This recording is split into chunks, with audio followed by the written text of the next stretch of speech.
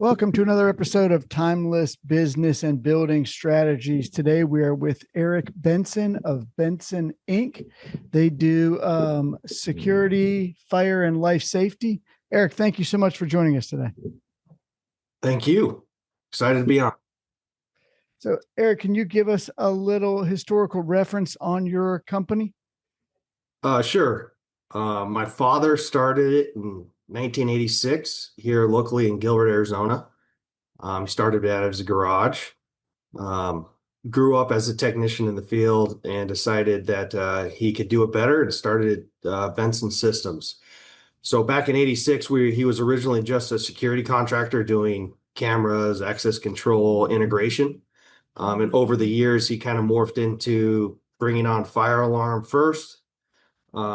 And then eventually brought on all the suppression side, sprinkler, special hazards, all that. And then in 2004, we built this corporate building that I'm in today still. It's a 55,000 square foot facility that we house our warehousing and our training and our office staff. I mean, at one point he had multiple offices throughout the country, but in '08, the crash, he kind of brought everything back to Arizona. And then probably around, what was it, when I was 21, so it was 2011, after college, I've been working here full time since then. I've been originally a warehouse manager. I've done technician in the field. I've done our operations management. I've done our service management. I've been our controller. I've been our CFO. So I've kind of done a little bit of everything. And as of almost 3 years ago, I took over as CEO. And I'm kind of running the helm now.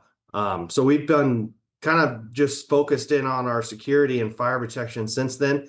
Mainly commercial. Way back in the early days, he did some residential, but we're mainly commercial today. So we have customers like Gilbert Public Schools, Arizona Cardinals, that type of subset of customers. So that's a quick history. Fantastic. So people understand that aren't in tune all the way, Eric.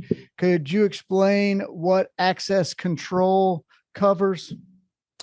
Yeah, so usually for our customers, access control is entry and exit to their building. Through, it used to be key fob, but nowadays we're even doing it to where it's like mobilely on their cell phone. They don't even need to pull it out. They just wave their hand. So why do they do it? I think most of the time it's either from a safety standpoint, not allowing certain people to get in.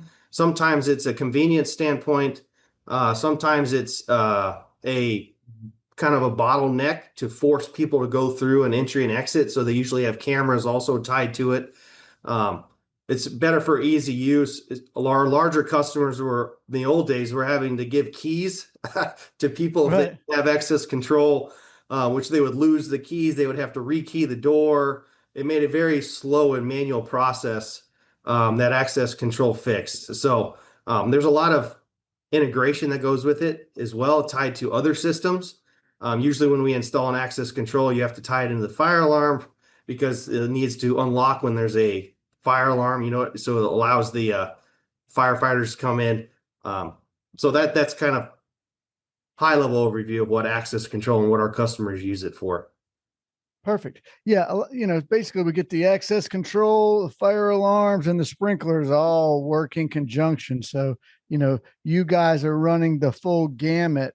A lot of times you'll have fire alarm companies that handle the security and fire alarms and then sprinklers only. Do you guys still do sprinklers? Yes, we do. So you guys are running the full gamut. So that's quite an operation. So Eric, how big is your team?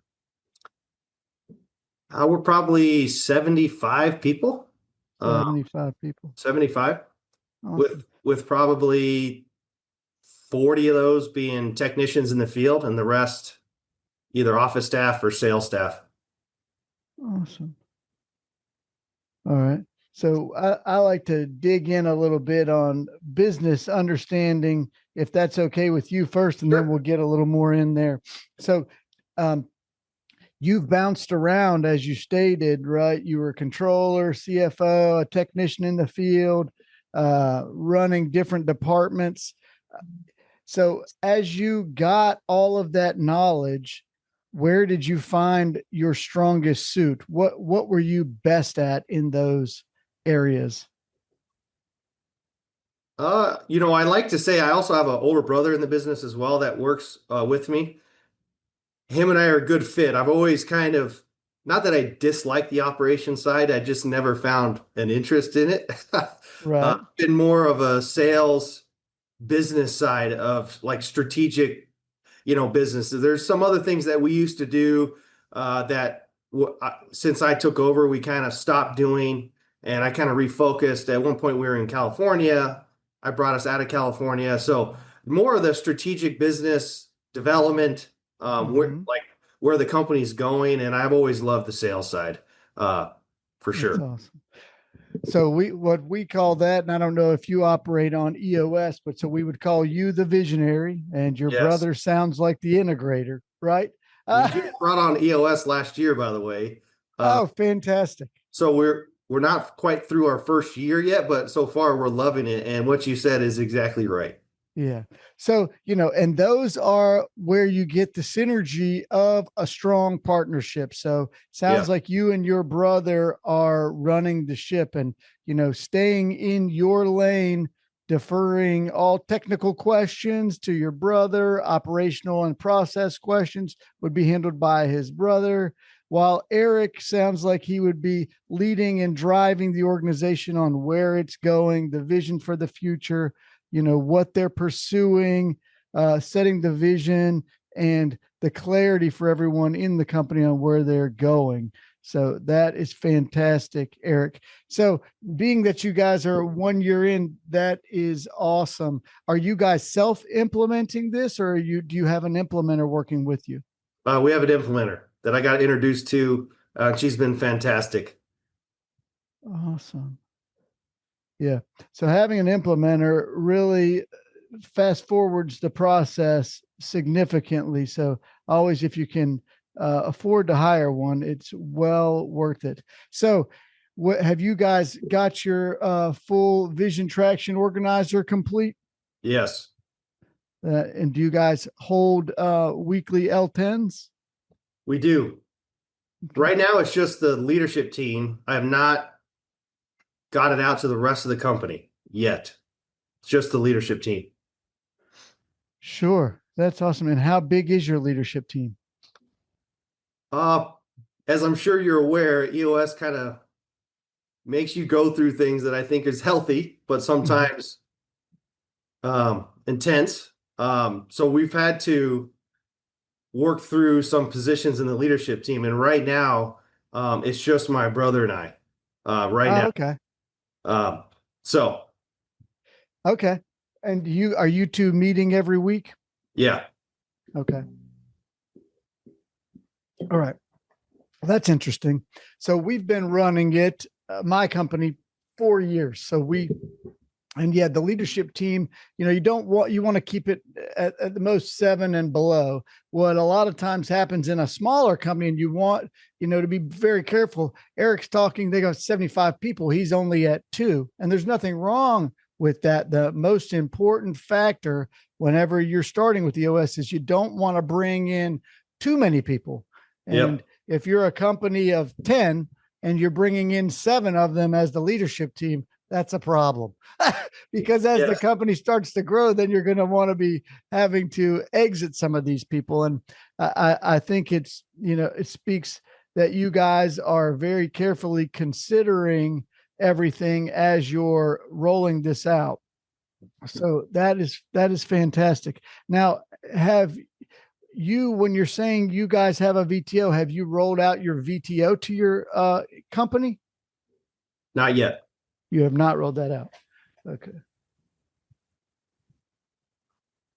When do you plan on doing that? We have our first State of the Union that address to the company scheduled next month. So Oh, everything's kind of starting next month. that's great. Now, when you guys have done this, and I know you're saying that the leadership team is tricky. Do you guys use any trait profiling surveys for your team member to establish their strengths and weaknesses to, facilitate their position and right person, right seat? You know, it's funny you bring that up. I recently joined a group called YPO last year as well. Here Yeah. locally in Arizona, I'm part of a chapter. Mhm. And inside of YPO, they're known as forums. So I'm with like 7 other people. And we just had our forum retreat and we did like business presentations. And they all talked about this on how they use these certain personality tests. Mhm. We do not do that. But man, it opened my eyes with them how explaining it to me like you are now. I would love to implement it. We do not today. Okay. Yeah. So one that we use is called culture index. Now there's predictive index, culture index, Myers-Briggs. There's a large variety of them. Culture index is great. And why we use it is it not only predicts the person by their traits, but it also puts something within it where you can continually do it to existing employees. It's got a secondary measurement which will tell you how they're feeling in their workplace, can tell you if they're in alignment or out of alignment, tells you if they're stressed and they're happy and engaged with their job, or disengaged, meaning that they might not be happy, overly stressed, looking for another job. So it's a good thing to gauge as you're moving forward. But it sounds like you guys are on the right track, and that's great, Eric. That's awesome. So that is very interesting. Now, size wise, you've got 75 people, 40 in tech. So, what is your structure of your company? Do you guys have a full organizational chart, accountability chart? Yes. And does everybody have one role is for one person, no overlap? Have you guys got all that? Yes. Oh, that is Now, awesome. my older brother's named Corey. So Corey and I are wearing multiple seats. So him and I are in multiple seats, but everyone else is in a single seat. That's awesome. Yeah, just to speak to what he's saying. So even so, you've got one person, one role, and you want to build out that org chart with all the roles and responsibilities, and it might have 30, 40, 50 other seats that you guys don't have anyone to fill as you're a growing company, and any company really. And so someone has to do those roles. And so, yes, as Eric's saying, you might be in multiple seats. That's okay. You want to have everything established for when you grow, to have those seats assigned and someone to be able to fill it in eventually as you offload things that as you grow, you get overwhelmed with. Well, Eric, it sounds like you guys are rocking and rolling. So let's go a little bit into your business and find out more about your guys' business and what you're pursuing and what you're doing. So could you give us a quick rundown of the best project you're working on right now? Open projects. Or one up and coming, Uh, or just finished? we're working with, I have not been given the liberty to say the company name yet, but we are working with a national brand that we're getting very close. That is going to like a headquartered here in Phoenix. And if this first project goes well, then the goal is to perform this security work nationwide in all their satellite offices. So that's a really amazing job we're working on. One job that we actually are just finishing is Gilbert Public Schools did an RFP where like 100 and some companies showed up originally. I think 35 submitted a proposal. Then they went down to 12 to do presentations and then did the final 3. And we made it all the way and got awarded.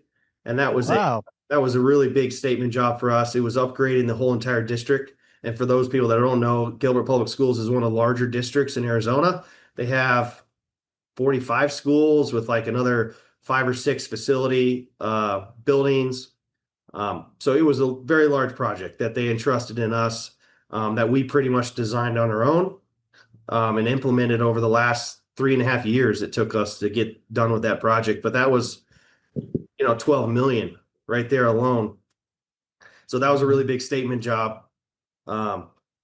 And, one of the things that I've been really working on, and I'm sure other people that have a family business is taking over, trying to go to the next level, is I think is probably understanding this. Is my father's been in business here locally since '86. Our name is out there. He's very well known. We're almost, what I like to say, which is I hate saying, but it's the truth, is like we're kind of successful despite ourselves.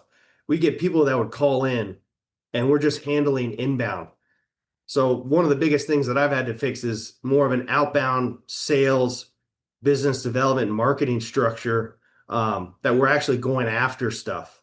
Before it was just kind of like we would just handle inbound and people would just call.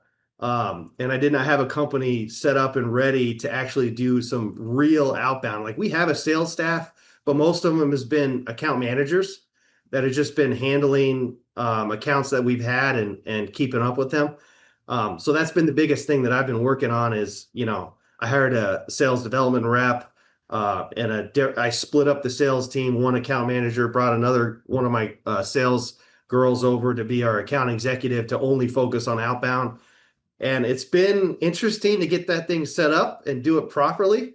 But we've had massive success. Some of the more important things we're working on right now has come from this group that I would not have had if I didn't create this group. So that would be the number one thing that I had to fix is we needed a more sustainable sales staff. And I also think in today's environment, like, you know, I think companies are going to have to do some form of this, or I don't know if they're going to make it in today's environment with how technology is and trying to find new opportunities. Wow. Now, is the majority of your work direct to owner, or do you guys also work for GCs? That's another unique thing. I was just at a happy hour, and most of these other executives I talked to said their business through contractors is like 85%. We're quite the opposite. I would argue we're probably 85 to 90% direct to end user. Um, we have a large service department, which is kind of unique here. With other competitors of ours, we have a big, we're probably 250,000 a month in recurring revenue. And that is all credit to my father. I mean, that's what he's focused on his whole career is it's much, I don't want to say easier, but and it's easier for our world because if people know, like a lot of ours is deferred submittal anyways. So even if we were working with contractors, we're in a unique position that they look to us to make the fire protection designs and the security designs. A lot of the time, security is not even involved in the contractor. That's usually direct to owner. So for us, we have not gone after new construction a ton.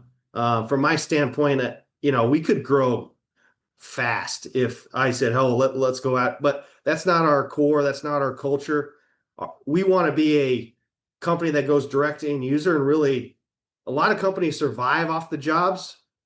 The jobs are a nice benefit for us, but really for us, it's like we want to service this customer for the next 30 years. Like we have lots of customers. My dad originally cold called back in early 90s that we still have today. That to me is where the value is. So that's what we focus on. Perfect. So just to break this down a little bit for what Eric is saying, in case you are not quite understanding. So when you get the fire sprinkler, the security system put into a building, and the building is complete, that's then monitored by a company, which was where his reoccurring revenue is. So what he's saying is they have built up so that's where the direct to owner comes in. He's built up a large collection of people, and they have serviced their accounts very well, which is why they've been able to have a long-term relationship built. Because if you don't service it, there's 10 other people trying to come in and take over your service package. So you have to be competitive at that, and you have to be responsive, not overpricing and gouging people. And that's how you maintain long relationships. And so building that up over the years is great. Another thing that you said that often happens, I know in our market, is for sure, the fire sprinkler designs are rarely thrown into a CD set from an architect and engineer. They'll do everything but the sprinklers. So then you have to go to someone like Eric and they bid the job as basically a design build. They'll do the design, they'll submit, and it's kind of anomaly in the project where it's kind of out, it's included in the scope, but it's not in the drawing, and everything is put back on your type of company. So just to break that down for everybody a little bit more, that is great. I want to get back. I'm trying to go back to some of my notes here as you were going over so many cool tidbits. I wanted to catch a couple things. One, if I could, just so someone else who's looking at this would understand, you're just in Arizona, and you said you were working on with a national brand, have satellite offices. What would be your plan for being able to service and work someone national satellite offices? Could you go through that for us so someone would understand? Sure. We have a couple national accounts now, and most of the time it's on our security side, not our fire protection. We kind of look at it, they're both valuable. And if I had to look at our next 10 years, I keep telling my team our biggest opportunity is going to come from our fire protection side.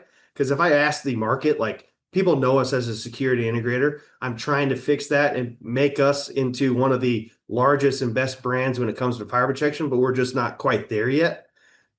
But fire protection is kind of like a commodity.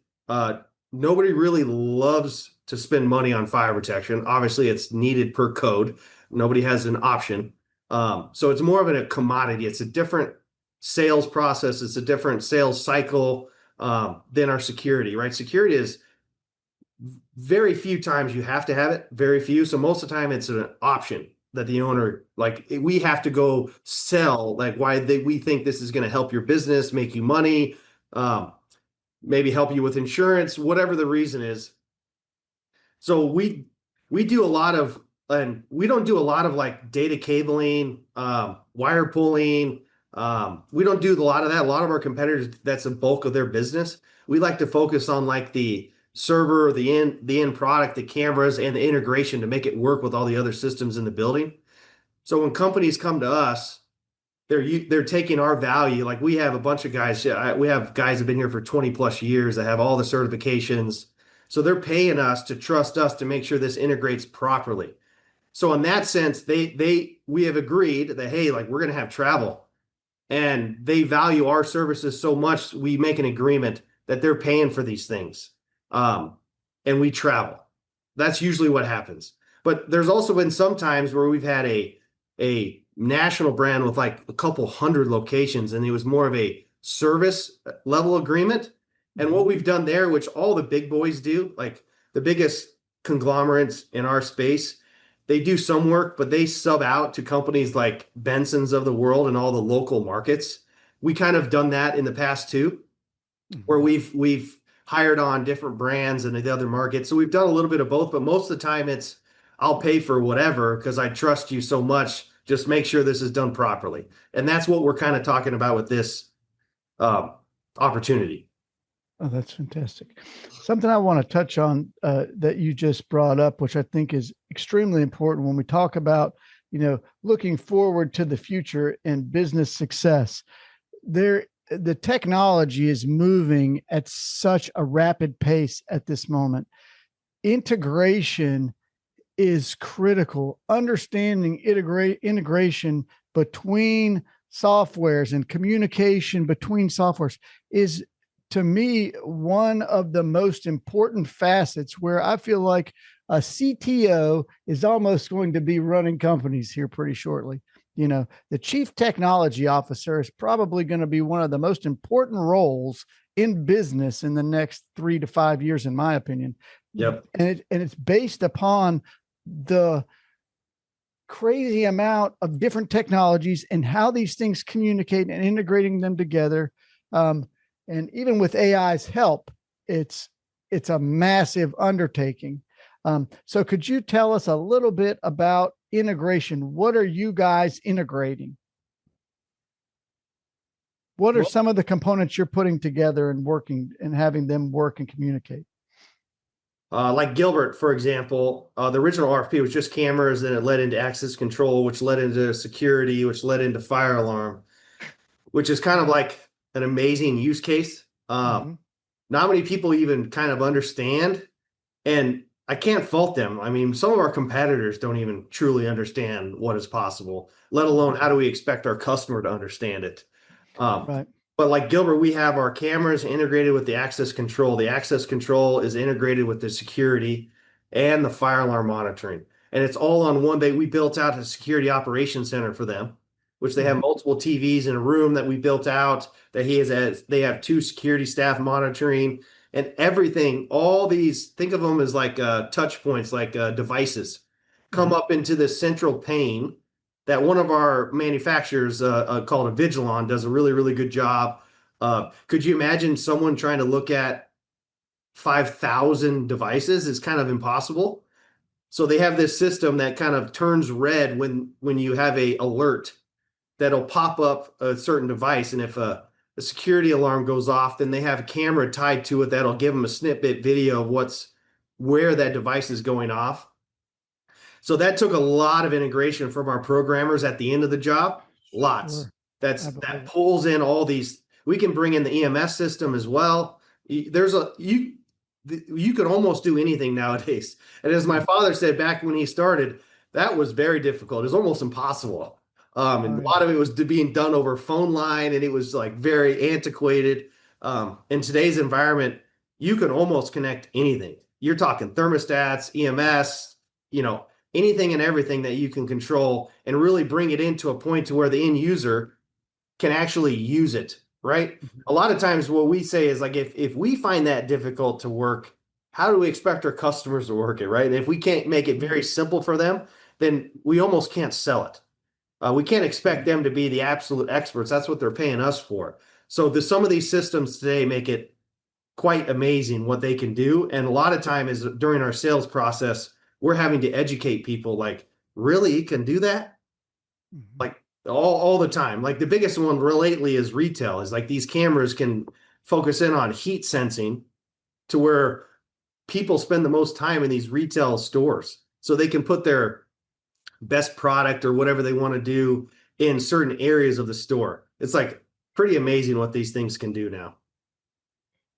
Oh gosh, that's amazing. Yeah, that is really, you're breaking it down to the functional reality of what these people are using for. And that's just it. To speak to what you're saying, when you're understanding these technologies and how to take advantage of them, that's how you lead in as the forefront of your industry. So sounds like you guys are doing a great job on that. That's awesome. Yeah. Now, what I would say, another piece of the integration, how, me as a general contractor looks at it, we're using upwards of 11 different softwares right now, getting the different softwares to communicate, integrate together, and, push pieces across different platforms. It is overwhelming, and Yep. then technology is moving so rapidly that it is hard to maintain one, because you get far with one, then it's outdated. You've got to upgrade to the next one, and it's going so quickly. It's just hard to keep up. Now, I wanted to go back to one thing. Now, you've said you've gotten more into outbound sales. With your outbound sales procedures, do you guys use CRMs? We do. We didn't before. Right. But yes, before I put a bunch of investment into this, I brought in an outside consultant that I met. I really wanted to do it right because everyone has ideas, but to actually deliver on it and get success from it is a whole different other thing. Uh, so trust me, there was a lot of things that I did not know. I just know this needed to happen. So, yeah, I brought in someone to kind of help set it up. And then eventually I'm at a point to where my team internally is at a point where we can run it. But there's so many softwares that I'm learning over the last year that makes things so much easier. But to your point, right now I'm using three softwares that don't really talk to each other. So the SOP I had to put together was quite intensive. Um, So to your point, like we have the same problems internally, obviously not with our cameras and access, but like our Right. business platforms, we're having the same, I don't want to say problems, but the same um, Challenges. It's a concerns. challenge. And right now, AI is being thrown at all of us. Like there's this for that, there's this for that. And it's like a little bit overwhelming to the point, to your point, like you almost have to have someone internally that can digest all this and figure out, because there's also a lot of things that people say they can do. It doesn't really do it. That's a lot. There's a lot of that that's happening too. Right. Yeah. Well, that's what we're thrown in. So you'll get one software, and then be told, oh, no, no, no, this software integrates better. So you would need to go to this one. It communicates better with the software. Yeah. Yeah. And then you'll catch yourself, well, I just got to manually do it twice because none of them work. Right. And to Yep. get them done right. So it does become overwhelming. But I did love how you said you didn't know what needed to happen, but you just know it needed to happen, which is typical visionary, right? You're bouncing all around. You got 50 ideas. Somebody's got to put this together. I just know it'll work. Yeah. So that's fantastic.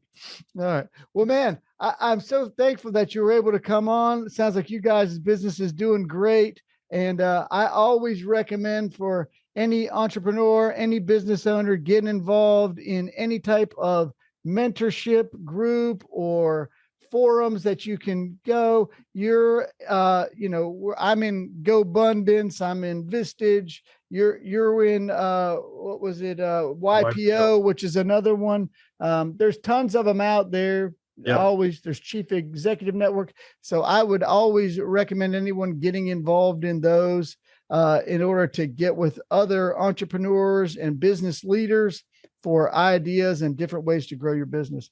Eric, thank you so much for spending the time to come on with us today. We sincerely appreciate it. Thank you. All right. Have a great afternoon, guys. Thanks so much.